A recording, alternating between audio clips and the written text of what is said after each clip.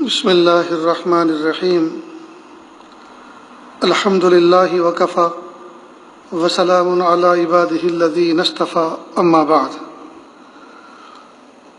اعوذ باللہ من الشیطان الرجیم بسم اللہ الرحمن الرحیم وذکر فإن الذکرى تنفع المؤمنین قال رسول اللہ صلی اللہ علیہ وسلم اشد الناس بلاء الانبیاء ثم الامثل فالامثل او كما قال علیہ الصلاۃ والسلام سبحان ربک رب العزۃ عما یصفون وسلام علی المرسلین والحمد للہ رب العالمین اللهم صل علی سیدنا محمد وعلى آل سیدنا محمد وبارک وسلم اللهم صل علی سیدنا محمد وعلى آل سيدنا محمد وبارك وسلم اللهم صل على سيدنا محمد وعلى آل سيدنا محمد وبارك وسلم۔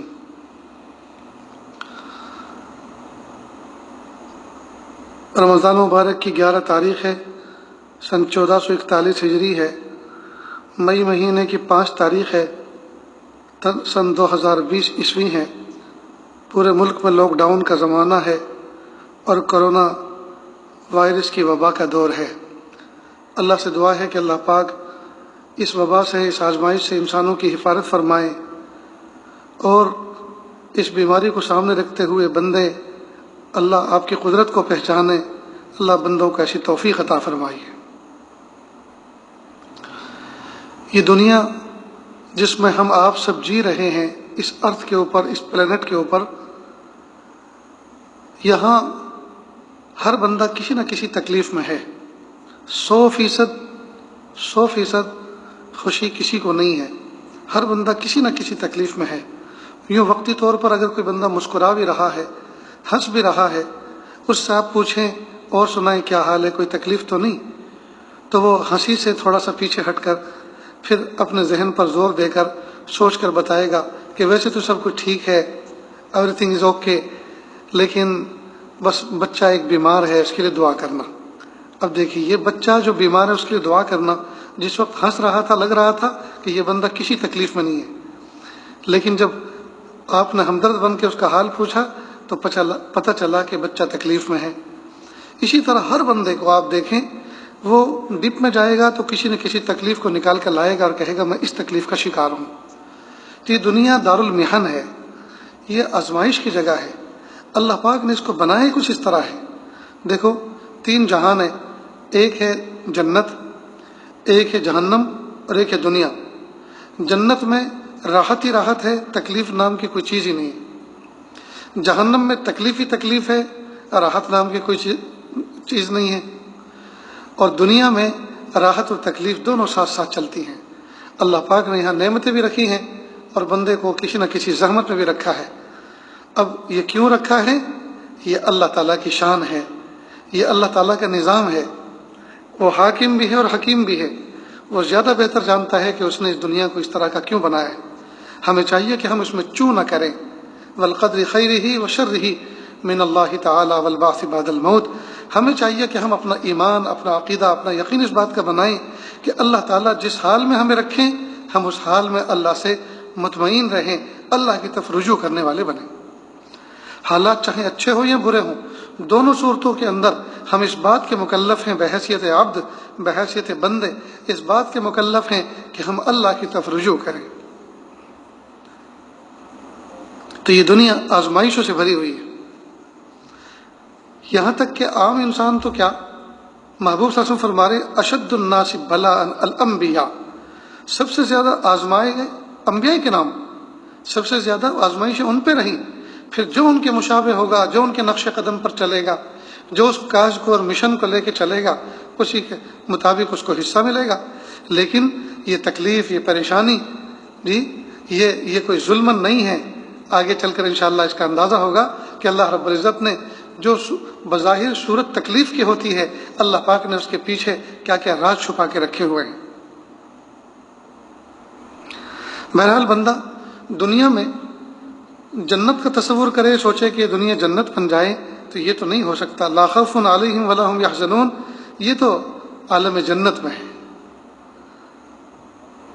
وہاں کوئی خوف نہیں ہوگا، وہاں کوئی غم نہیں ہوگا، وہاں کوئی ٹینشن نہیں ہوگا، سب ٹینشن فری جو ہے یہ معاملہ تو جنت میں ہوگا۔ دنیا کے اندر تو کسی نہ کسی آزمائش سے بندے کو ہر لمحے گزرنا ہوتا ہے۔ بہرحال مومن بندہ جب آزمائشوں میں گرتا ہے اور اس پر کچھ تکلیف آتی ہے تو یہ بندہ اس میں نفع پاتا ہے۔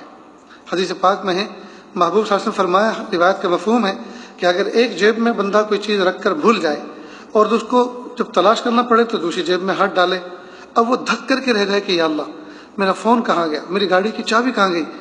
اب جیب میں ہاتھ ڈالا تو اس میں جس میں اس نے رکھا بھی نہیں تھا، اور جب ڈالا اور جیب خالی پائی تو دھک کر کے رہ گیا۔ اس کے بعد فوراً دوسری جیب میں ہاتھ ڈالا تو اس میں وہ چیز مل گئی۔ اب اتنی دیر جو لگی ایک جیب سے دوسرے جیب میں ہاتھ ڈالنے میں، جو تاخیر ہوئی اور اس میں جو صدمہ اور تکلیف ہوئی اور دل کی ہارٹ پلپٹیشن بڑھی اور دھڑکنیں بڑھی، اس پر بھی بڑے بڑے اجر کے وعدے ہیں اللہ کی طرف سے۔ تو جب مومن بندے کی اتنی سی تکلیف پر اللہ تعالیٰ کی طرف سے مغفرت کے اجر کے وعدے ہیں، تو جو بندہ کسی نہ کسی تکلیف میں مبتلا ہی رہتا ہے، اللہ پاک اس کو کتنا اجر عطا فرماتے ہوں گے۔ اس کو ایک بات سے اور سمجھے، مثال سے محبوب صلی اللہ علیہ وسلم نے فرمایا کہ اگر کوئی شخص بیمار ہے اور اس کے پاس کوئی مزاج پرسی کرنے گیا تو صبح کو جا کر اس نے پوچھا کیم چھو، کیا حال ہے، کیسی طبیعت ہے، تو بس اس حال کے پوچھنے پر صبح سے لے کر شام تک رحمت کے فرشتے اس کے لیے مغفرت کی دعا کرتے ہیں، اور شام کو پوچھے تو صبح تک رحمت کے فرشتے مغفرت کی دعا کرتے ہیں۔ یہ حال پوچھنے والے کے لیے یہ اجر ہے۔ تو جب حال پوچھنے والے کے لیے اتنا بڑا اجر ہے تو جو بندہ صاحب حال ہو، جس پر تکلیف ہے، تو اس کو کتنا بڑا اجر ملتا ہوگا۔ تو یقیناً جب جیب میں ایک چیز رکھ کر بھول جائے اور دوسری جیب میں اس کو تلاش کرے اور نہ ملنے پر دھک کر کے رہ جائے، دھڑکنیں بڑھ جائیں، گھبراہٹ بڑھ جائے، اور جسٹ فوراً اس کو صحیح جیب میں اس کو تلاش کرے تو مل جائے، تو یہ جو ایک دو لمحے کا وقت گزرتا ہے اس تکلیف میں، اس پر جب اللہ پاک نے اجر عطا فرمایا ہے، تو جو بیمار صبح سے شام تک اور شام سے صبح تک 24 گھنٹے مرض میں کراہتا رہتا ہو، اس کو کیا کچھ اجر ملتا ہوگا۔ لہٰذا جو بیمار ہوتا ہے، جو کراہتا ہے، اس کو کراہنے پر بھی اللہ نیکی عطا فرماتے ہیں، گناہ معاف فرماتے ہیں۔ غرض یہ کہ مومن نعمتوں میں اگر ہو اور شکر ادا کرے تو اس کو بھی جنت ملے گی، اور مومن اگر تکلیف میں ہے اس پر صبر کرے، اس پر واویلا نہ کرے، اللہ کی ذات کی طرف توجہ رکھے اور رجوع اللہ کی ذات کی طرف ہو، تو سبحان اللہ یہ تو بہت بڑے درجات اس کو حاصل ہوں گے۔ اس میں پھر لگے ہاتھوں یہ بھی سمجھ لیں، ایک تکلیف وہ ہے جس کو آدمی اپنے اختیار سے برداشت کرتا ہے۔ مثلا نفلی روزے رکھا، اب بھوک بھی برداشت کر رہا ہے، پیاس بھی برداشت کر رہا ہے، یہ مجاہدہ ہے تاکہ اللہ کی رضا پا سکے، اللہ کا قرب حاصل کر سکے۔ جی تو یہ تکلیف جو ہے بندے کی اختیاری ہے، اختیاری مجاہدہ ہے۔ اور ایک ہوتا ہے اضطراری مجاہدہ، یعنی اس میں اختیار کچھ نہیں۔ مثال کے طور پر آپ بس اسٹینڈ پہ کھڑے ہیں، پیسے جیب میں موجود، ارادہ دل میں موجود، سفر کرنے کی پوری تیاری کر کے آپ چلے ہیں، ہاتھ میں بیگ موجود اور راستے پر سواری موجود، لیکن جس کو بھی ہاتھ دے رہے ہیں وہ آپ کے قریب آ کر اور ایکسیلیٹر دبا کے گاڑی تیزی سے آگے بڑھا دیتا، روکتا ہی نہیں۔ حالانکہ اسی گاڑی والے کو کوئی جبرن کوئی روکے اور پوچھے بھائی تجھے کچھ پیسے کی ضرورت ہے کہ نہیں، کہ بہت ضرورت ہے، تو کہا پھر وہ کسٹمر پیسنجر کھڑے تھے ان کو کیوں نہیں تو نہ بٹھایا، تو کہا نہیں بٹھایا، بس میں نے میری مرضی۔ اصل میں اس کی مرضی نہیں ہے، اس نے نہیں بٹھایا، اللہ پاک نے اس کی قسمت میں آپ کے ہاتھوں سے روزی مقدر نہیں فرمائی، اور اللہ رب العزت نے آپ کی قسمت میں اس گاڑی میں بیٹھنا مقدر نہیں فرمایا۔ تو یہ کیا ہے؟ یہ اضطراری مجاہدہ۔ اب پیسے جیب میں موجود، ارادہ سفر کا دل میں موجود، فل تیاری کے ساتھ روڈ پہ کھڑے ہوئے ہیں، روڈ پہ سواری موجود ہے، اور پھر بھی کوئی سواری والا آپ کو نہیں بٹھا رہا۔ اب جو آپ پر تکلیف گزر رہی ہے، یہ جو پریشانی گزر رہی ہے، یہ جو آپ بے چین ہیں اس وقت، یہ اضطراری مجاہدہ ہے، اس میں آپ کا اختیار نہیں ہے، اضطراری مجاہدہ ہے۔ اس اضطراری مجاہدے پر اللہ پاک وہ کچھ عطا فرماتے ہیں جو اختیاری مجاہدے پہ بھی نہیں ملتا۔ معلوم ہوا کہ بندہ مکمل خاموش رہے، بس یہ سوچے میرے اللہ کی یہی مرضی۔ سفر حج میں اس کا بڑا تجربہ ہوتا ہے۔ سفر تو بہترین، سفر حج تو سفر تو ہے ہی تربیت کی جگہ، لیکن سفر حج میں تو بندہ اور پختہ کار بن جاتا ہے. قدم قدم پر طبیعت کے خلاف باتیں پیش آتی ہیں. اس لیے سفر حج کی جو دعائیں محبوب صلی اللہ علیہ وسلم سے منقول ہیں وہ دعا کا مضمون بتا رہا ہے کہ دعا کا مضمون بتا رہا ہے کہ سفر حج میں مشقت ہے. ٹور آپریٹر چاہے جتنے وعدے وعید کریں، چاہے جتنی بشارتیں سنائیں، چاہے جتنی خوشخبریاں بتائیں، چاہے جتنی فیسلٹیز آپ کو فراہم کرنے کا وعدہ کریں، دونوں مل کر حکومتیں یہاں کی اور وہاں کی چاہے جتنے حاجیوں کے اعزاز میں استقبالیے پیش کریں اور قصیدے پڑھیں، لیکن ہر دور کے اندر، ہر زمانے کے اندر، صبح قیامت تک حج کے اندر کچھ نہ کچھ تکلیف ضرور رہے گی. محبوب صلی اللہ علیہ وسلم کی دعاؤں کا مضمون بتا رہا ہے. پیارے اللہ، مثال کے طور پر یا اللہ میں نے عمرے کا احرام باندھا ہے، قبول فرمائیے، آسان فرمائی. آسانی مانگی جاتی ہے تکلیف کے مقابلے میں. معلوم ہے تکلیف ان بیلٹ اس کے اندر موجود ہے. محبوب صلی اللہ علیہ وسلم نے عائشہ صدیقہ رضی اللہ عنہ کو فرمایا، اے عائشہ، تمہارے عمرے کا ثواب تمہاری تکلیف کے بقدر ہے.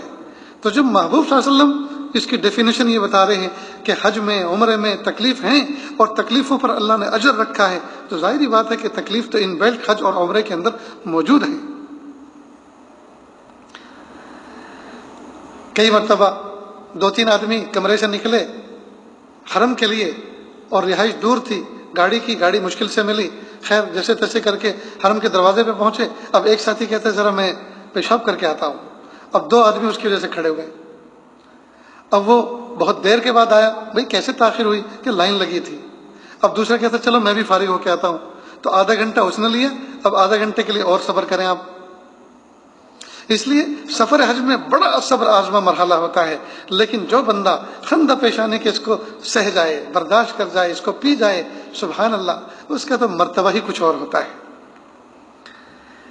اس لیے میرے بھائی اور بہنوں، جو بھی بندہ مومن ہوگا، اس کو اگر کوئی تکلیف ہوگی تو تکلیفوں پر شور شرابہ نہ کرے، ہائے ہائے نہ کرے، پریشان نہ ہو. آئی کدھر سے ہیں؟ اللہ کی طرف سے. جائیں کی کیسے؟ وہ بھی اللہ ہی دفع فرمائیں گے، اللہ ہی دور فرمائیں گے، اللہ ہی ختم فرمائیں گے. تو جب آتے بھی اس طرف سے ہیں اور جاتے بھی اسی کی طرف سے ہیں تو پھر اسی طرف رجوع کریں نا، اسی کو منا کے رکھیں، اسی کو راضی کر کے رکھیں. ایک کاش کہ ہمارا یہ مزاج بن جائے تو ہمارے گھر جنت کا نمونہ پیش کریں. ایک کاش کہ ہمارا یہ مزاج بن جائے تو سفر کا لطف حاصل ہونے لگے. ایک کاش کہ ہمارا یہ مزاج بن جائے تو زندگی کا مزہ جو آ جائے. آج ہر بندہ پریشان اس لیے کہ اس تھیوری کو سمجھانی ہے کہ اللہ پاک نے اس دنیا کو دارالمحن بنایا ہے، یہ آزمائش کی جگہ ہے. یہاں 100% اپنی مرضی کے مطابق کوئی کام نہیں ہوا کرتا. یہاں کچھ کام اپنی مرضی کے مطابق ہوتے ہیں، اکثر کام جو اپنی مرضی کے خلاف ہوتے ہیں. تو مرضی کے خلاف ہوتے وقت ہمیں اللہ کی ذات کے ساتھ میں کیا بیہیو کرنا ہے، اللہ کی ذات سے کیا اپنا تعلق کس طرح کا بنا کے رکھنا ہے اور اپنے نفس کو کیسے قابو میں رکھنا ہے. بس یہ گر اگر سمجھ میں آ جائے اور یہ نقطہ اگر ہماری سمجھ میں آ جائے تو زندگی کامیاب ہے.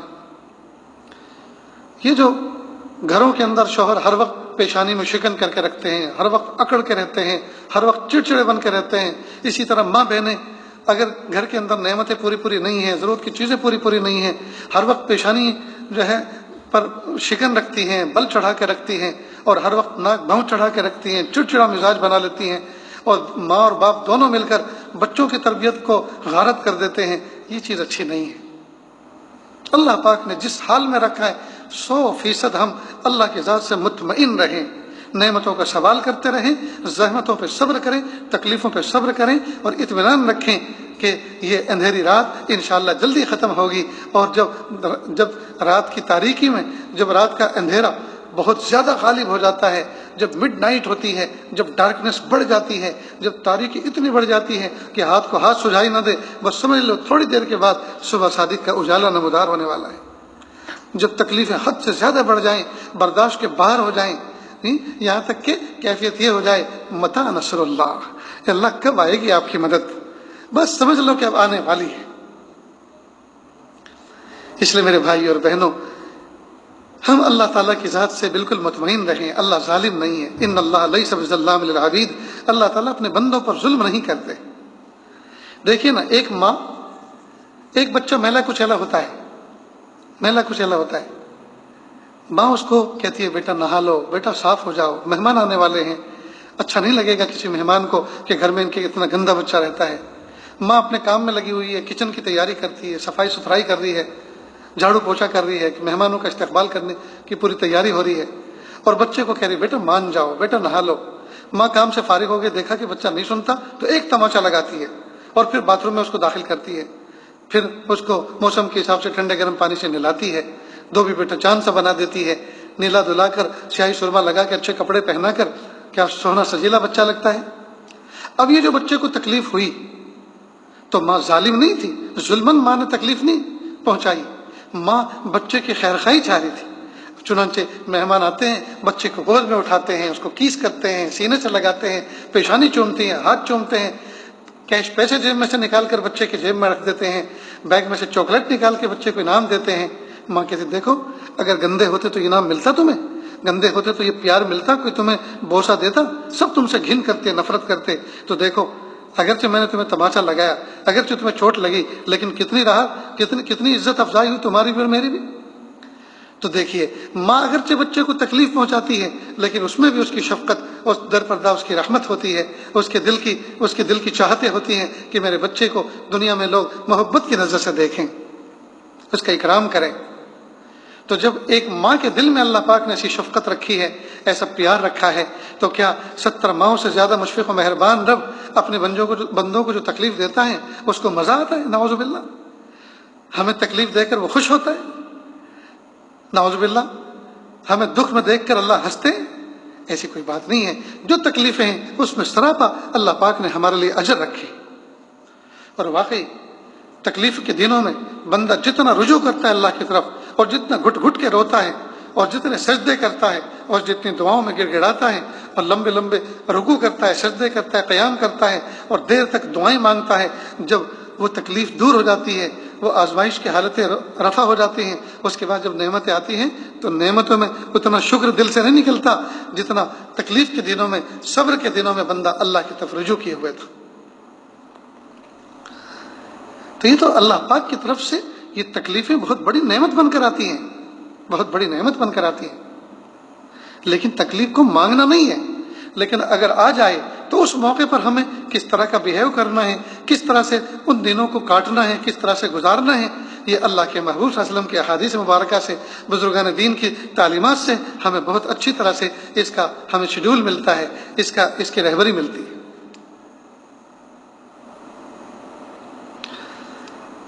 لہذا ہم کسی بندے کو خوشحال دیکھ کر اپنے تکلیف پر اور زیادہ کڑنے لگیں کہ دیکھو لوگ کتنے خوشحال ہیں۔ دیکھو ایک بات یاد رکھیں، اس آسمان کی چھت کے نیچے کوئی بندہ خوشحال نہیں ہے، اور یہ جو لاک ڈاؤن کا زمانہ ہے اور کرونا وائرس کی وبا ہے، اس میں تو اچھوں کی ہوا نکل گئی ہے، اور سارے جتنے بھی خوشحالی کا دعویٰ کرنے والے تھے سب دھڑام سے نیچے گر گئے ہیں، چاہے وہ امریکہ کا ٹرمپ ہو یا کسی اور دنیا کا ٹرک ہو، وہ سارے کے سارے گھٹنوں میں گر گئے، سب کے خزانے خالی ہو گئے، سب کے خزانے خالی ہو گئے۔ ہائے ہائے، میرے پیارے رب ہمیں اپنی معرفت کاملہ نصیب فرما۔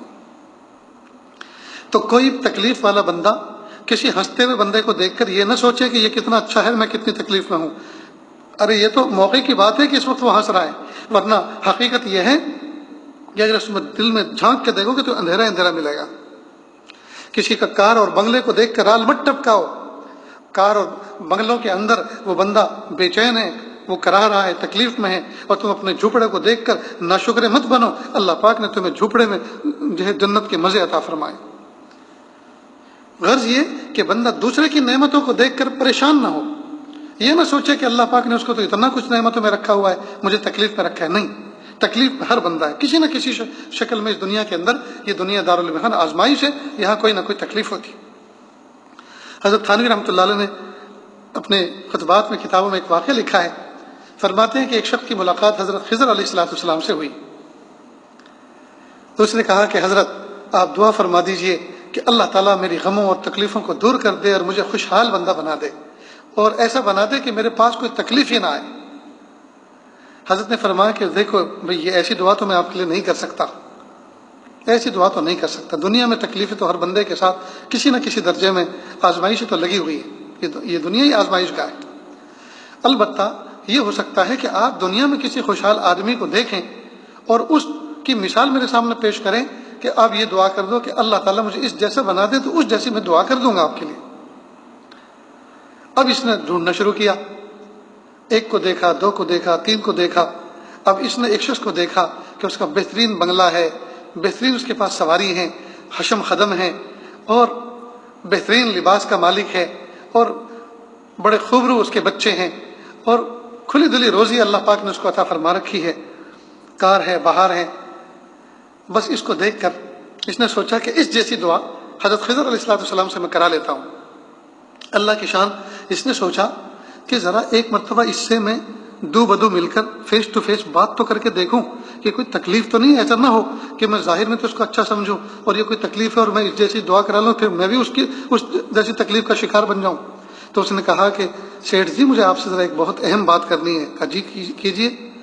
کہا کہ آپ کی خوشحالی کو دیکھ کر مجھے رشک آتا ہے، آپ کے بچے اتنے پیارے، آپ کا کھلا کاروبار اور کار اور بہار، یعنی جو ہے سواریاں بھی آپ کے دروازے پر ہیں، اور جو ہے خوشحالی آپ کے چاروں طرف پھیلی ہوئی ہے۔ تو میں نے سوچا کہ آپ سے جیسا خوشحال آدمی سے آسمان کی چھت کے نیچے کوئی نہیں ہے، تو میں چاہتا ہوں اللہ تعالیٰ سے میں بھی دعا کروں اللہ مجھے بھی ایسا بنا دے۔ تو کیا یہ بات جو میں دیکھ رہا ہوں آپ کھلی آنکھوں سے صحیح ہے نا، اس میں کوئی تکلیف تو نہیں؟ تو کہا کہ اگر ایسی بات ہے تو ادھر آؤ۔ تو ایک طرف کو لے کر گیا کہ دیکھو بھائی، آسمان کی چھت کے نیچے مجھ سے بڑھ کر کوئی تکلیف میں نہیں ہے، مجھ سے بڑھ کر کوئی تکلیف میں نہیں ہے، اس لیے کہ میری بیوی بھی اتنی بد اخلاق ہے۔ یہ جو تمہیں خوبرو بچے نظر آ رہے ہیں نا، یہ میرے ذاتی بچے نہیں ہیں، یہ حرام کی اولاد ہے، یہ میری بیوی کے کارنامے ہیں، لیکن میں نہ کہہ سکتا ہوں نہ سہ سکتا ہوں، اس لیے میرے جیسا بننے کی کوئی تمنا اور دعا مت کرنا۔ تو دیکھیے کئی مرتبہ آدمی کسی کو شخص کو ظاہر میں دیکھتا ہے اور اس کو نعمتوں میں سمجھتا ہے اور اس کو اچھا سمجھتا ہے، حالانکہ آدمی ڈپ میں جائے اور جو ہے اس کے حالات میں گھسے اور جھانک کر دیکھے تو اس کی زندگی میں کانٹے ہی کانٹے نظر آئیں۔ حضرت مولانا سجاد صاحب نعمانی دامت برکاتہم اللہ ان کو بہت اچھا رکھے، ایک مرتبہ انہوں نے ایک عجیب واقعہ سنایا۔ فرمانے لگے کہ ایک مملکت میں بادشاہ بیمار ہو گیا، اور بیماری بھی ایسی عجیب و غریب کہ اس کا کوئی علاج ہی نہیں مل رہا تھا، لیکن تعجب اس بات پر ہوا کہ اس عجیب و غریب بیماری کا علاج بھی ایک حکیم نے بڑا عجیب و غریب تجویز کیا، اور وہ علاج یہ تھا کہ بادشاہ بستر مرگ پر تھا، بہت کمزور ہو چکا تھا۔ طبیب نے نبض دیکھی اور آنے کے بعد کہا، حواریوں جو ان کے بادشاہ کے ارد گرد عملہ ہوتا ہے ان سے کہا کہ بھئی دیکھو، بادشاہ سلامت کو جو بیماری ہے اس کا حل صرف ایک ہی چیز ہے، وہ یہ کہ آپ ان کو کسی خوشحال آدمی کا کرتا پہنا دیں، کرتا پہنیں گے اور یہ ٹھیک ہو جائے۔ اب جتنے وزراء تھے وہ تو نعرہ تکبیر بلند کر کے باہر نکلے کہ واہ، یہ تو بہت عجیب نسخہ مل گیا، حل مل گیا بیماری کا۔ تو فوراً بادشاہ کے نائب کے پاس پہنچے جو اس دن اس مجلس میں حاضر نہیں تھے، اور پوچھے کہ آپ خیریت سے ہیں؟ کہ ہاں بالکل ٹھیک ٹھاک ہوں۔ کہ آپ کو پتہ ہے نا بادشاہ سلامت بیمار ہے؟ کہ ہاں مجھ سے زیادہ ان کے حالات سے کون واقف ہو سکتا ہے، میں ان کے سب سے زیادہ قریب ہوں، بہت تکلیفیں بیچارے، اللہ ان کو شفا عطا فرمائے۔ کہا اس کا حل مل گیا۔ کہا کیا ملا؟ کہا ایک طبیب حاذق آئے تھے، انہوں نے نبض دیکھ کر یہ بتایا کہ ان کا حل اس میں ہے کہ کسی خوشحال آدمی کا کرتا ان کو پہنا دو۔ تو بادشاہ کے بعد تو آپ ہی ان کے نائب ہیں، آپ سے زیادہ خوشحال اس مملکت میں کون ہو سکتا ہے، تو بس ایک کرتا دے دیجئے۔ کہ دیکھو بادشاہ سلامت کے لیے ایک کرتا نہیں، میرا پورا خزانہ، میری دولت، میری جائیداد سب کے سب ان کے قدموں پر حاضر، انہی کے توفیل تو مجھے سب کچھ ملا ہوا ہے۔ بھلا یہ کیا بات کی آپ نے کہ ایک کرتا دے دو؟ لیکن سنو ایک میری بات، اگر طبیب حاذق نے یہ کہا ہے کہ خوشحال آدمی کا کرتا لے کر آنا، تو کرتے تو ایک نہیں ہزاروں قربان، لیکن یہ جو شرط ہے نا کہ خوشحال آدمی کا کرتا دینا، خوشحال میں ہرگز نہیں ہوں، میں بہت تکلیف میں ہوں، اور میں آپ کو بتا بھی نہیں سکتا وہ تکلیف کیا ہے۔ لہذا خوشحالی کی قید میرے یہاں نہیں ہے، خوشحالی کی جو شیخ آپ لے کر آئے ہیں وہ شرط میرے یہاں پوری نہیں ہوتی۔ اب یہ وہاں سے گئے، پھر دوسرے کسی وزیر کے پاس گئے، اس کے پاس گئے، اس نے بھی کہا کہ بادشاہ سلامت کے لیے تو تن من دھن قربان، ایک لباس کیا 100 لباس دینے کے لیے میں تیار ہوں، لیکن اگر شرط یہ لگائی ہے کہ خوشحال آدمی کا کرتا لے کر آنا، تو خوشحال میں بالکل نہیں ہوں، بچے مجھے بہت پریشان رکھتے ہیں، ان کی طرف سے میرا جی بڑا دکھی ہے۔ وہاں سے مایوس ہوئے۔ اب وہ جو فائنڈ کرنے والی ٹیم تھی نا، تلاش کرنے والی، اس ٹیم میں ایک بڑا ذہین آدمی تھا، اس نے کہا دیکھو یہ دور کے ڈھول سہانے نظر آتے ہیں.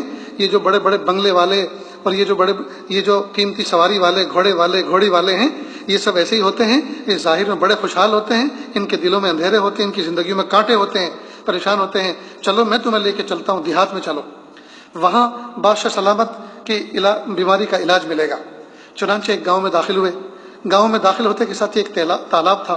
تالاب کی منڈیر پر ایک شخص بیٹھا ہوا تھا. اس نے لنگی باندھ رکھی تھی اور ہاتھ میں مگا تھا، اور تالاب میں پانی لے کر اپنے سر پہ وہ ڈال رہا تھا اور مزے سے کوئی گانا گنگنا رہا تھا. اب اس نے دور سے اس پورے قافلے کو روک کر کہا کہ دیکھو اس شخص کی ادائیں دیکھو، کیا اس آدمی سے بھی زیادہ کوئی خوشحال ہو سکتا ہے دنیا میں؟ دیکھو.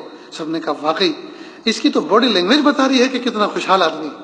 فوراً قریب میں پہنچے اور جا کر اس ترجمان نے کہا چودھری صاحب پیر نکالو تالاب سے اور بیل بیچ ڈالو اور بے فکر ہو جاؤ، اب تو تمہارے وارے نیارے ہونے والے ہیں. اس نے کہا کیا بات ہے؟ کہا ہم عمائدین حکومت ہیں، بادشاہ سلامت کے قریبی اور حاشیہ بردار لوگ ہیں. ہم آپ کے پاس اس لیے آئے ہیں، آپ کو پتہ تو ہے نا بادشاہ سلامت کتنے بیمار ہیں. خبریں تو عام ہیں کہ ہاں بادشاہ سلامت بہت بیمار ہیں. ہم بڑی دعائیں کر رہے ہیں، اللہ ان کو ہماری زندگی لگا دے، اللہ ان کو بہت اچھا کر دے. کہا ایک طبیب نے، ایک حکیم نے ایک ایسا علاج بتایا ہے جس کا علاج ہم شہروں میں تو ڈھونڈ کے تھک گئے، وہاں تو نہیں مل رہا. وہ امید ہے کہ اس گاؤں کے اندر اور بالخصوص آپ کے پاس وہ علاج مل جائے. کہ جلدی بتاؤ میں کیا خدمت کر سکتا ہوں آپ کی؟ کہ خدمت کچھ نہیں. طبیب نے یہ کہا ہے کہ بادشاہ سلامت کی بیماری کا حل ایک چیز میں ہے کہ کسی خوشحال آدمی کا کرتا ان کو پہنا دیا جائے. اور ظاہر ہے کہ آپ جیسا خوشحال آدمی تو آسمان کی چھت کے نیچے کوئی نہیں ہے. بس آپ ایک کرتا دے دیجئے اور بادشاہ سلامت ٹھیک ٹھاک ہو جائیں گے، پھر تو تمہارے وارے نیارے ہو جائیں گے، تم بھی شہر میں جا کے بس جاؤ، سب چھوڑو. آگے سے اس چودھری نے، اس دیہاتی آدمی نے بڑی عجیب بات کہی. اس نے کہا میں قسم کھا کے کہتا ہوں آسمان کی چھت کے نیچے مجھ سے زیادہ خوشحال کوئی آدمی ہو نہیں سکتا. میرے اللہ کا بڑا کرم ہے مجھ پر، لیکن پریشانی کی بات یہ ہے کہ میرے پاس کرتا نہیں ہے. میں آپ کو کرتا کہاں سے دوں؟ ہے ہی نہیں میرے پاس کرتا. تو دیکھیے یہ بظاہر ہے تو لطیفہ، لیکن ایک عجیب بات کھل کے سامنے آ رہی ہے کہ ہر آدمی اس دنیا کے اندر کسی نہ کسی آزمائش میں ہے، کسی نہ کسی تکلیف میں ہے. چاہے ظاہر میں اس نے راحت کے آرام کے نقشے سجا رکھے ہوں، کاروں اور بہاروں میں ہو، اور چہرے پہ اس کی مسکراہٹ ہو، باڈی لینگویج سے کہیں پتہ نہ چلتا ہو کہ اس کی زندگی میں کوئی دکھ تکلیف ہے، لیکن جھانک کے دیکھو، بات کر کے دیکھو، پوچھ کے دیکھو، کوئی نہ کوئی تکلیف اس کو ہوگی، یا تو حال میں ہوگی یا مستقبل میں نظر آ رہی ہوگی. مثلا بچے ہیں، بڑے ہوں گے تو یہ کیسے نکلیں گے، یہ ان کے رشتے کس طرح کے ہوں گے، یہ آگے کیا کریں گے، یہ ابھی سے جو ہے کھیل میں مست رہتے ہیں، کچھ پڑھیں گے بھی کہ نہیں. یعنی کوئی نہ کوئی حال میں یا معال میں کوئی نہ کوئی تکلیف ہر بندے کے ساتھ لگی ہوتی ہے. بہرحال اللہ تعالیٰ نے اس دنیا کے اندر آزمائشیں رکھی ہیں، لیکن ان آزمائشوں کے اندر اللہ رب العزت نے بڑی مومن کی ترقیاں رکھی ہوئی ہیں. لہٰذا مومن کو چاہیے کہ آزمائشوں کو اللہ تعالیٰ کی طرف سے عطا سمجھ کر، اور اس آزمائش میں اللہ تعالیٰ نے جو آزمائش بھیجی ہے اس آزمائش میں کس طرح کا بیہیو کرنا ہے، کس طرح اللہ کے ساتھ میں بندے کو اپنی سوچ کو فٹ کرنا ہے، اور تصور کس طرح کا رکھنا ہے، یقین کس طرح کا رکھنا ہے، اعمال کیسے کرنے ہیں، جزا فضا نہیں کرنی، شکوہ شکایت نہیں کرنی، صبر ضبط کے ساتھ اس پر کس طرح سے استقامت کے ساتھ دن بتانے ہیں، یہ اللہ والوں کی صحبت میں رہ کر معلوم ہوگا. لہذا تکلیف میں کبھی بھی بندہ پریشان نہ ہو، بس اللہ کی طرف توجہ رکھے. اب یہاں ایک بات اور رہ جاتی ہے، کئی مرتبہ جو اللہ تعالیٰ کی طرف سے تکلیف آتی ہے تو اللہ اپنے بندوں پہ ظالم نہیں ہے، لیکن اللہ تعالیٰ اپنے بندوں کی مربی ہیں، اللہ ہمارے رب ہیں، سب سے بڑے رب تو ہمارے اللہ ہی ہیں.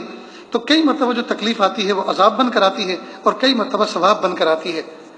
دونوں کی پہچان یہ ہے، تکلیفیں تو شکل میں ایک جیسی ہوتی ہیں، لیکن ایک تکلیف میں اللہ کی ناراضگی جھلکتی ہے، اور ایک تکلیف میں بندہ وہ جو ہے اس تکلیف میں اللہ تعالیٰ کی طرف سے انعام پاتا ہے. تو پتہ کیسے چلے کہ کون سی تکلیف عذاب بن کر آئی ہے، کون سی ثواب بن کر آئی ہے؟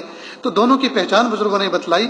جس تکلیف میں توجہ اللہ سے ہٹ جائے، اللہ سے غافل ہو جائے، اعمال چھوٹ جائیں، شکوہ شکایت زبان پر ہو کہ اللہ ہمارے پیچھے ہاتھ دھو کے پڑے ہیں، ہم ہی اللہ کو ملے ہیں، ہم ہی تھے یہ غم برداشت کرنے کے لیے، تو اگر یہ کیفیت ہے تو اس کا مطلب یہ ہے کہ یہ تکلیف عذاب ہے، اللہ کی طرف سے پکڑ ہے. اور اگر تکلیف میں بندہ اللہ کی طرف رجوع کر رہا ہے، اس سے کوئی حال پوچھے تو کہے میرے اللہ کا بڑا کرم اور احسان ہے، اللہ پاک نے نعمتوں میں رکھا ہے، بس یہ تھوڑی سی تکلیف ہے، تھوڑا سا بخار ہے، انشاءاللہ یہ بھی ٹھیک ہو جائے گا، اللہ بڑے کریم ہیں، اللہ شفا دینے والے ہیں، آپ بھی دعا فرمائیے۔ اگر اس طرح کی کیفیت ہے، بندہ رجوع کیے ہوئے اللہ کی ذات کے ساتھ نتھی ہوئے، تو اگر کیفیت اس طرح کی ہے تو یہ بیماری بندے کے لیے ثواب بن کر آتی ہے۔ البتہ ایک بات عجیب ہے، بزرگوں نے فرمایا کہ تکلیف چاہے عذاب بن کر آئے چاہے ثواب بن کر آئے، دونوں صورتوں میں بہرحال ہے تو تکلیف نا۔ کون مائی کا لال ہے جو تکلیفوں کو خندہ پیشانی سے برداشت کرے؟ تکلیف تو محسوس ہوتی ہے، درد تو کہتے ہیں اس کو ہے جو محسوس ہو۔ اب جب بندہ درد میں ہوتا ہے، تکلیف میں ہوتا ہے، اب وہ چاہے عذاب ہو یہ سبب ثواب ہو، دونوں صورتوں میں استغفار کی کثرت، دل و جان کے ساتھ اللہ کی طرف متوجہ ہو کر استغفار کی کثرت، یہ بندے کے لیے بہت نافع ہے، بہت نافع ہے۔ بہرحال جس تکلیف کے اندر بھی بندے کو اللہ کی طرف رجوع مل جائے تو وہ تکالیف نہیں ہوتی، وہ تو رحمت ہی رحمت ہوتی ہے۔ جتنے بھی انبیاء کرام تکلیفوں میں گزرے ہیں وہ تکلیف میں تھے اور وقت کے نبی تھے، ان سے بڑھ کر کوئی مقام ہو سکتا ہے؟ معلوم ہوا اگر اللہ پاک نے تکلیف میں رکھا ہوا ہے تو یہ تکلیف میں رکھنا یہ ظلم نہیں ہے اللہ کی طرف سے، اللہ تعالیٰ نے تو نبیوں کو رکھا ہے، اپنے پیاروں کو رکھا ہے، تو اگر ان کے دلارے اور ان کے نقش قدم پر قسم کھانے والے اور حلف اٹھانے والے اور زندگی کے اندر اللہ کے محبوب صلی اللہ علیہ وسلم کے نقش قدم پر چلنے والے، انبیاء کرام کے نقش قدم پر چلنے والے اور عہد کرنے والے ہیں، تو پھر وہ کیوں تکلیف میں نہیں ہوں گے، اور پھر کیوں اللہ پاک ان کو اجر نہیں عطا فرمائیں؟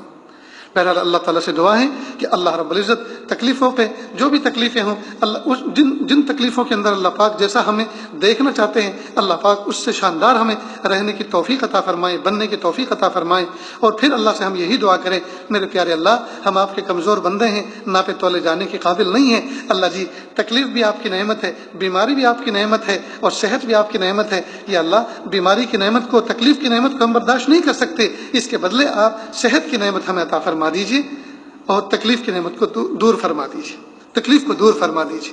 ہم ناپے تولے جانے کے قابل نہیں ہیں۔ اس طرح سے بندہ اللہ تعالیٰ کی ذات کے ساتھ بیہیو کرے، اس طرح کی دعا کرے۔ بہرحال اللہ تعالیٰ کی ذات سے امید ہے کہ جب بندہ اللہ کی طرف اس طرح سے رجوع کرے گا، اللہ پاک اس کو نعمتوں میں رکھے گا، زحمتوں میں سے نکالے گا، دنیا میں بھی اللہ تعالیٰ اس کو اچھا بدلہ عطا فرمائیں گے، اور آخرت میں تو ہے ہی مزے۔ اللہ تعالیٰ کہنے سننے سے زیادہ عمل کی توفیق عطا فرمائیں۔ وآخر دعوانا ان الحمد للہ رب العالمین۔ دعا کر لیجیے۔ بسم اللہ الرحمن الرحیم، الحمد للہ رب العالمین، الرحمن الرحیم، مالک یوم الدین، ایاک نعبد و ایاک نستعین، اہدنا الصراط المستقیم، صراط الذین انعمت علیہم غیر المغضوب علیہم ولا الضالین۔ لا احصی ثناء علیک انت کما اثنیت علی نفسک، رب اغفر وارحم وانت خیر الراحمین۔ حسبی اللہ لا الہ الا ہو علیہ توکلت وهو رب العرش العظیم۔ اللہ جی ہم ظاہر میں آپ کے بندے، حقیقت میں نہایت گندے، اللہ ہمارے دلوں کی گندگی کو دور فرما، ہمیں اپنی بندگی کا سلیقہ عطا فرما، شرمندگی والے کاموں سے ہماری حفاظت فرما، برے دن سے، بری بات سے، بری رات سے، برے انجام سے ہماری حفاظت فرما، سوء خاتمہ سے ہماری حفاظت فرما۔ اللہ جی یہ ہاتھ اٹھائے جانے کے قابل نہیں اور یہ زبان کو سوال کرنے کے قابل نہیں، میرے پیارے رب، میرے سونے رب، میرے اچھے رب، آپ ہمیں یوں ہی معاف کر دیجیے، آپ ہمیں یوں ہی معاف کر دیجیے۔ اللہ جی آپ ہمیں یوں ہی معاف کر دیجیے۔ اللہ جی ہم آپ کے کمزور بندے ہیں۔ اللہ جی اگر ہمارے گناہوں کی وجہ سے آپ ہمیں عذاب میں مبتلا کریں، آپ ہمیں جہنم میں ڈال دیں، یہ آپ کا عین انصاف ہوگا، عین انصاف ہوگا۔ اور اگر پیارے اللہ اپنا بندہ سمجھ کے آپ ہمیں معاف کر دیں، یہ آپ کا عین فضل ہوگا، عین فضل ہوگا۔ میرے پیارے رب آپ معاف کر دیجیے، معاف کر دیجیے، معاف کر دیجیے، میرے پیارے رب معاف کر دیجیے، اچھے رب معاف کر دیجیے، سونے رب معاف کر دیجیے۔ آپ نے تو ہم کمزوروں کو یہ حکم دیا، وَأَمَّا السَّائِلَ فَلَا تَنْهَرْ، سائل کو جھڑکو نہیں، سائل کو ڈانٹو نہیں۔ اللہ جی ہم بھی تو سائل بن کر آپ کے دربار میں بیٹھے ہیں۔ رمضان مبارک کا مبارک مہینہ، مبارک وقت ہے، افطار سے پہلے کا وقت ہے، عصر کے بعد کا وقت ہے۔ میرے پیارے رب ہم آپ سے بھیک مانگ رہے ہیں، اور آپ نے فرمایا فرشتوں کے ذریعے سے منادی کروائی، ہے کوئی مانگنے والا ہم اس کو دیں، ہے کوئی مغفرت چاہنے والا اس کی مغفرت کریں، ہے کوئی شفا چاہنے والا اس کو شفا دیں۔ میرے پیارے رب گناہوں سے شفا دے دیجیے، ظاہری باطنی بیماریوں سے شفا دے دیجیے۔ میرے پیارے اللہ معاف کر دیجیے، معاف کر دیجیے۔ گناہوں کو معاف کر دیجئے، ہمارے گناہوں کو یا ہماری سیئات کو حسنات سے بدل فرما دیجئے، گناہوں کو نیکیوں سے بدل دیجئے، کنورٹ کر دیجئے۔ میرے پیارے اللہ ہمیں ایسا بنا دیجئے ہم آپ کو پسند آ جائیں۔ اے میرے پیارے رب، زندگی کا قیمتی حصہ غفلتوں میں گزر گیا، نعمتیں کھاتے کھاتے دانت گھس گئے، لیکن شکر ادا کرتے کرتے زبان کبھی خشک نہ ہوئی۔ اے میرے پیارے رب، ہم غفلتوں میں زندگی گزار رہے ہیں، کیا پتا وہ کپڑا بازار میں بکنے آ چکا ہو جس کو ہمارا کفن بننا منظور ہے، کیا پتا وہ تختے چیرے جا چکے ہوں، وہ درخت کٹ کے سوکھ چکا ہو اور وہ آرا مشین کے اوپر پہنچ چکا ہو جس کے تختے بننے منظور ہیں، اور وہ تختے ہماری قبر میں پٹاؤ کے طور پر استعمال ہونے والے ہیں، کیا پتا وہ چٹائی بنی جا چکی ہو جو تختوں سے پہلے لگائی جاتی ہے۔ اے میرے پیارے رب، ہم غفلتوں میں زندگی گزار رہے ہیں، ہمیں نہیں پتا اگلے لمحے آپ کی طرف سے کیا شان ہم پر ظاہر ہونے والی ہے، کیا کیفیت ہم پہ طائر ہونے والی ہے۔ میرے پیارے رب، ہمیں ہر وقت ہر لمحے 24 گھنٹے یا اللہ معاملات صاف رکھ کر زندگی گزارنے کی توفیق عطا فرما۔ ان صلاتی و نسکی و محیای و مماتی للہ رب العالمین۔ اللہ جی اس آیت کا مصداق ہماری زندگی کو بنا دیجیے، اللہ جی بنا دیجیے، اس آیت کا مصداق ہماری زندگی کو بنا دیجیے، اللہ جی بنا دیجیے، میرے پیارے رب بنا دیجیے، میرے پیارے رب بنا دیجیے۔ ان صلاتی و نسکی و محیای و مماتی للہ رب العالمین۔ ہم تو جیتے ہیں دنیا میں تیرا نام رہے۔ میرے پیارے اللہ، آپ کے پیارے نیک بندے شاعر مشرق علامہ اقبال کے شعر کا مصداق ہماری زندگی کو بنا دیجیے۔ اے میرے پیارے رب، پیر کے ناخن سے لے کے سر کے بال تک یا اللہ اپنا مطیع فرما بردار بنا دیجیے، ایک ایک لمحے کو قیمتی بنا دیجیے۔ میرے پیارے اللہ، فون نے ہمارا وقت کھا لیا، انٹرنیٹ نے ہمارا وقت کھا لیا، یا اللہ لایانی نے ہمارا وقت کھا لیا، یا اللہ ہم کسی کام کے نہ رہے۔ ہائے ہائے یا اللہ، ہماری زندگی کے قیمتی لمحات، سونے چاندی ہیرے جواہرات سے زیادہ قیمتی لمحات یا اللہ پگھل گئے، ڈیزول ہو گئے، ضائع ہو گئے، لٹ گئے۔ ہائے ہائے میرے پیارے اللہ، لٹ گئے۔ ہائے ہائے میرے پیارے رب، ہم تو لٹ گئے۔ ہائے اللہ لٹ گئے، ہائے رب لٹ گئے، ہائے رب لٹ گئے، ہائے اللہ لٹ گئے۔ اے میرے پیارے رب، ہمارے لمحات زندگی جو بچے ہیں ان کو قیمتی بنا دیجئے، ان کو قیمتی بنا دیجئے، ان کو قیمتی بنا دیجئے۔ اللہ ہمیں ایسا بنا دیجئے ہم آپ کو پسند آ جائیں، اللہ ہمیں ایسا بنا دیجئے ہم آپ کو پسند آ جائیں۔ اللہ جی اپنی محبت دے دیجئے، اپنی معرفت دے دیجئے، اپنا قرب دے دیجئے، اپنی ولایت دے دیجئے، مقام احسان دے دیجئے، مقام احسان کا کامل احساس دے دیجئے۔ یا اللہ حقوق اللہ اور حقوق العباد کی کامل رعایت کے ساتھ استغراق کی کیفیت عطا فرما دیجئے۔ میرے پیارے اللہ، ان دعاؤں پر جو آمین کہنے والے ہیں نہ جانے کتنے بے گھر بے در بے سہارا ہیں، یا اللہ سب کو سکون و سہارا عطا فرما، سب کو اپنا ذاتی کشادہ گھر عطا فرما۔ اللہ پرندے بھی چڑیاں بھی اپنا ذاتی آشیانہ بناتی ہیں، آج تک وہ کرائے کے آشیانوں پر نہیں رہی، اپنے ذاتی آشیانوں میں رہتی ہیں۔ اللہ جی انسان حضور پاک کی امتی اشرف المخلوق یہ کیوں بھلا یا اللہ یہ تکلیف پہ رہیں۔ اللہ جی سب کو اپنا ذاتی آشیانہ، ذاتی اپنا گھر عطا فرما دیجیے، رحمت والا برکت والا یا اللہ عافیت والی سواری عطا فرما دیجیے، اور یا اللہ لمحات زندگی کو قیمتی بنا دیجیے اور اپنی طرف متوجہ فرما لیجیے۔ یا اللہ ان دعاؤں پر نہ جانے کتنی ماں بہنیں، کتنی بیٹیاں آمین کہہ رہی ہیں۔ یا اللہ جو بیٹیاں جو بچے جوان ہو چکے عمر کو پہنچ چکے، ان کے ماں باپ کے کندھوں سے ان کے فریضہ ادا کرنا آسان فرما، نیک سارے رشتے عطا فرما، جن کے رشتے ہو چکے، نکاح ہو چکے، زمانہ گزر چکا، لیکن میاں بیوی میں آج تک رشتے ازدواج کی جو سچی محبت ہے وہ پیدا نہ ہو سکی۔ میرے پیارے اللہ روکھی سوکھی زندگی گزار رہے ہیں، یا اللہ سچی محبت پیدا فرما دیجیے۔ یا اللہ جن کی گود اولاد سے خالی ہیں ان کو نیک سال اولاد عطا فرما، نرینہ اولاد عطا فرما، بیٹیاں بھی عطا فرما، بیٹے بھی عطا فرما، آنکھوں کی ٹھنڈک بنا دیجیے، بچوں کو فرما بردار بنا دیجیے، نیکوکار بنا دیجیے، اولاد کے دکھوں سے اللہ، اولاد کے غموں سے میرے پیارے اللہ نجات عطا فرما، اولاد کے دکھوں سے حفاظت فرما، اولاد کے دکھوں سے حفاظت فرما، اولاد کو نیکوکار بنا، پرہیزگار بنا۔ اللہ جو مانگا عطا فرما، جو مانگنے سے وہ بھی عطا فرما۔ صلی اللہ تعالی علیہ خلقہ محمد و آلہ و اصحابہ اجمعین برحمتک یا ارحم الراحمین۔